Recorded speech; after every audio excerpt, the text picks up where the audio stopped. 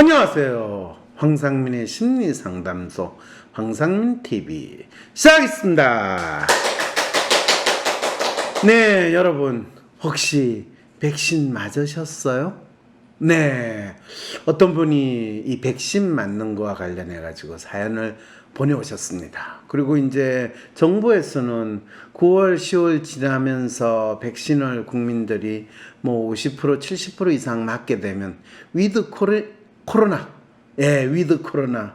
제가 코로나 맥주라도 한 병 들고 이 코로나와 함께 이런 축배를 들었으면 더 좋았을 텐데 그런 게 아니라 그냥 더 이상 코로나 바이러스를 박멸하겠다는 마음으로 사는 게 아니라 더불어 살자라는 더불어 정신을 코로나 바이러스에 또 이제 내겠다고 방역 당국의 방침을 정한 것처럼 약간 뜸을 들이는데 그럴수록 백신을 맞아야 되지 않는가라는 생각 드는데 대체 어떤 사연, 백신과 관련해서 어떤 사연이 왔는지 여러분 저하고 한번 살펴봅시다.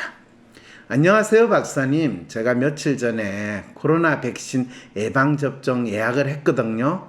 그런데 주변에서 하도 주사 맞고 죽은 사람들 많다고 들어서 누가 죽었냐고 물었더니 자기 친구의 친구가, 대개는 친구가 죽지는 않아요. 친구의 친구가 사돈의 팔촌이 뭔가 연결이 되는 사람인 것 같은데 별 연결이 안 되는 사람이 항상 죽었어요.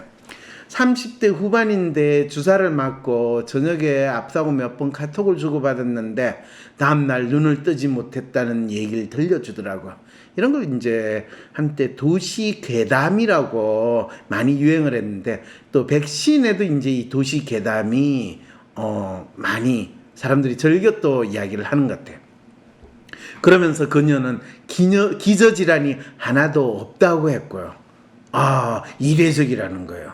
왜냐하면 기저질환이 있으면 코로나로 죽었다고 생각을 할 수 있는데 기저질환도 없는데 백신을 맞고 죽었다면 이거는 대체 어떤 일이냐, 이제 이런 의구심을 가질 수 있겠죠.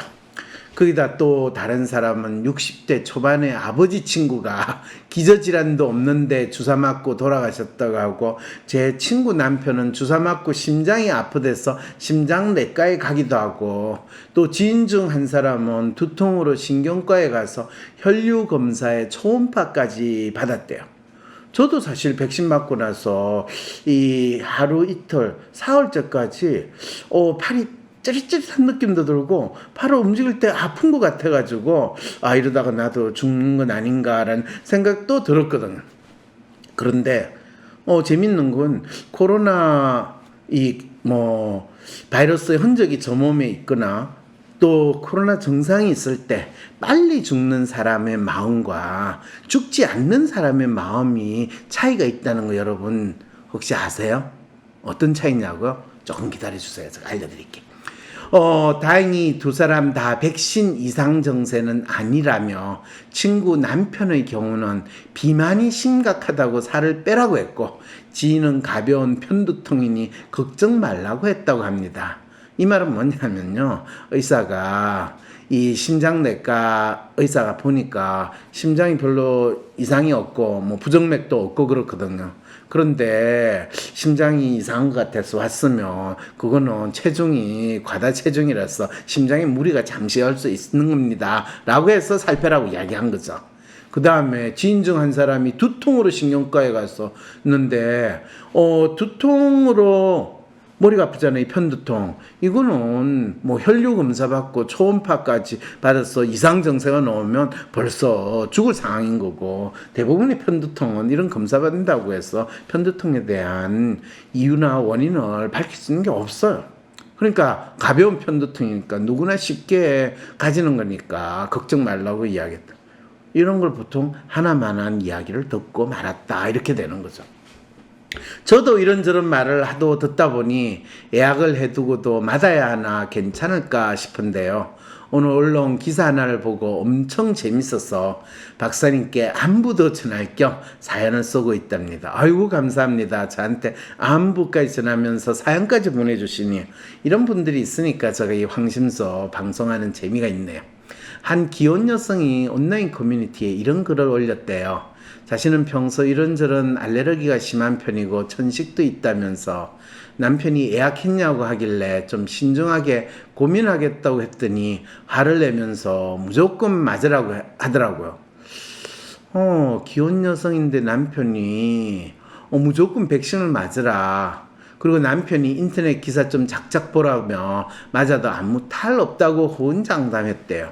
이 아내를 참 생각해주는 남편의 마음을 우리가 느낄 수도 있는데 혹시 남편의 마음속에는 부인이 평소에 이런저런 알레르기가 심하고 천식도 있으니까 기저질환이 있으니까 백신을 혹시 맞고 그 다음에 상황에 따라서 혹시 뭐 어쩌지 않을까 이런 생각을 한다면 그 남편의 마음에 대해서 너무 추론을 하는 걸까요? 네, 어쨌든 간에 이 사연 보내오신 분은 그래도 저처럼 주변에서 아스트라제네카를 맞고 누가 입원을 했다 아프다 소리를 들으니 걱정이 되어서 무슨 백신으로 예약을 했는지 남편에게 물었더니 남편은 난 건강해서 코로나 걸릴 일 없다면서 예약도 안 했다고 실토했대요.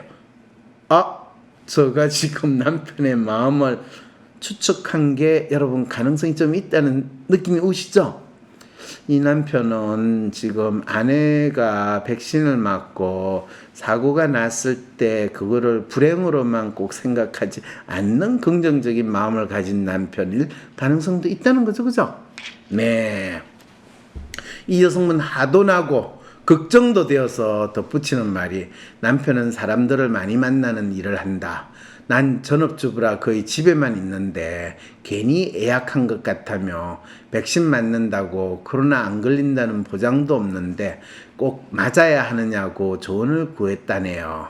박사님, 이 남편 속마음은 뭔가요? 제가 속마음이 이렇다라고 이야기는 하지 않았지만 이런 추론도 가능하다는 거 이야기한 거 이해되시죠? 네. 그리고 이 사연 기사 아래로 백신을 꼭 맞아야 하냐는 질문에 대한 답으로 아래에 글이 있었어요. 많은 분들이 저한테 그런 질문을 합니다. 백신을 꼭 맞아야 합니까? 라고 하는데 한국 사회에서 남들이 다 하는 거 안 하면 거기에 따른 온갖 핍박과 불안을 어떻게 견디려고 하세요? 그거는 이 코로나 바이러스 내 몸에 유지하고 있는 것보다 더 큰 어려움이 되니까 웬만하면 남들이 하는 거 따라하는 게 한국 사회에서 잘 사는 비법이에요. 자, 맞으라는 말이라는 거 아시겠죠? 네, 그래서 그럼 빨리 맞아야 되나요? 늦게 맞아야 되느냐 하면 뭐 빨리 맞으려고 난리를 치면 또 마음이 조급해가지고 막 광클을 하게 되고 또 늦게 맞으려고 그러면 괜히 신경 쓰이고 이러다가 결국에 모더나를 못 받고 화이자를 받거나 아니면 어디 유효기간이 끝나가는 그 어디서 어두운 거를 맞게 되는 그런 일이 벌어지는 거 아니냐라는 걱정 때문에 그냥 기회 될 때 그냥 맞으시면 됩니다. 자, 예방접종이란 전염성 질환을 예방하기 위해 인체에 주사 또는 접종하는 것을 말한다. 코로나19 백신 또한 마찬가지다. 훌륭하신 말씀이네요. 질병에 걸렸다가 회복되면 우리 몸에서는 항체를 형성하고 이 항체들은 같은 병원체가 다시 침투하였을 때 신속히 대응하게 해준다. 그러나 실제 질환을 겪는 경우에서는 여러 가지 합병증이나 사망, 타인의 전파 등이 가능하다. 예방접종은 해당 질환을 앓지 않게 하고 항체를 형성함으로써 질병에 걸리지 않도록 해준다. 예, 이거는 전염병이라고 이야기하는 세균에 의한 질환의 경우는 이런 게 상당히 잘 작동을 하는데 바이러스에 의한 질환인 경우에는 사실 이 논리가 과연 맞는가에 대해서 지금 상당히 논란이 있습니다. 특히 그 바이러스가 변이를 하는 경우에 그거는 조금 다르거든요. 그러니까 이제 과학자라고 하는 사람들이 아직 이 부분에 대해서 잘 모르는데 과거에 그냥 전염병, 세균과 관련된 거를 지금 코로나 바이러스에도 똑같이 적용해 그렇지 않을까? 우리 웬만하면 그렇게 믿자. 그래서 그냥 우리가 확진자를 마치 보균자하고 똑같이 취급하는 그런 상황이 있다는 것 정도는 우리가 알 필요가 있겠죠. 서혜진 가천대 길병원 감염내과 교수는 예방접종도 체질에 따라 항체를 잘 만드는 사람도 있고 항체를 잘 만들지 않는 사람도 있다. 항체가 없더라도 예방 효과를 나타내기도 하고 항체가 있더라도 100% 예방이 가능하지 않는 경우도 있다고 설명했다. 이거는 그렇잖아요. 재수가 있는 사람은 복권을 사면 당첨이 되고 재수가 없는 놈은 이 복권을 사면 꼭 떨어지더라. 이 이야기하고 똑같은 이야기를 이 감염내과 교수가 했다는 거는 얼마나 이 교수라는 사람들이 지금 이 상황에 대해서 알고 있는 수준이 거의 복권 당첨되는 거 이야기하는 수준이라는 거 그대로 알려주고 있는 거죠. 결국 백신이라는 게 우리 몸에 질병을 살짝 걸리게 해서 항체를 형성하는 거잖아요. 그러면 솔직히 주사를 맞는 거나 코로나19에 확정되는 거나 뭐가 다른가요? 그리고 저 감염내과 교수님 말대로라면 주사 맞아도 소용이 없을 수도 있다. 100%는 없다는데 괜히 불안감만 높아지지 않게 그냥 코로나19를 독감이라고 생각하고 같이 살자 하면 좋을 것 같아요.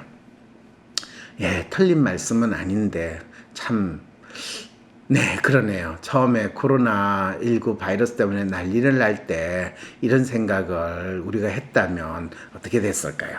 물론 그렇게 이야기했다가 욕 많이 얻어먹었죠, 그죠? 이런 이야기를 하면 관리 안 되는 인도 같은 후진국에서는 얼마나 죽었는지 아냐는 말이 나와서 제가 찾아봤거든요. 인도에서 코로나로 사망한 숫자가 43만 명인데요.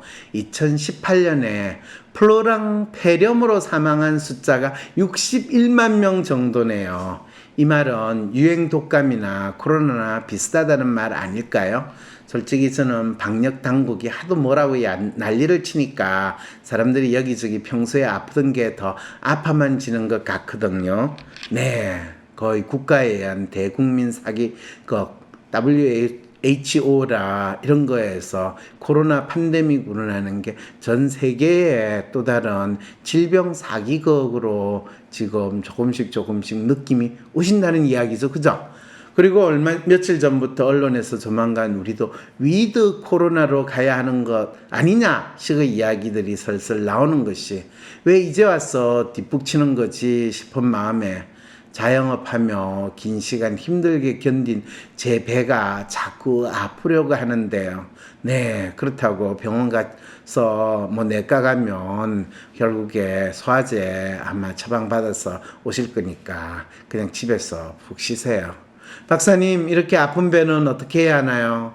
그래, 엄발손은 약손이다 하면서 배를 문질면서 한숨 자고 일어나시면 나아지실 겁니다. 네, 안녕히 계세요. 장기화된 위기감으로 모두가 지쳐가고 힘들어하는 시기.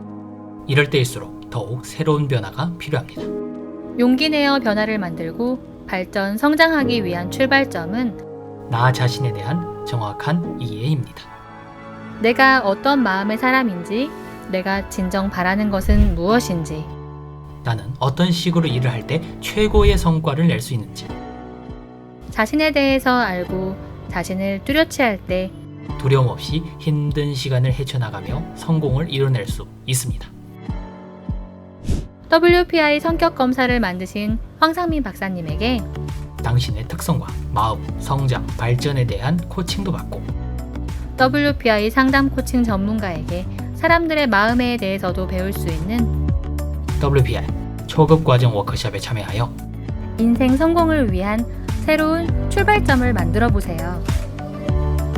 언택트 시대에 맞춤으로 전 과정 온라인으로 진행되는 WPI 워크숍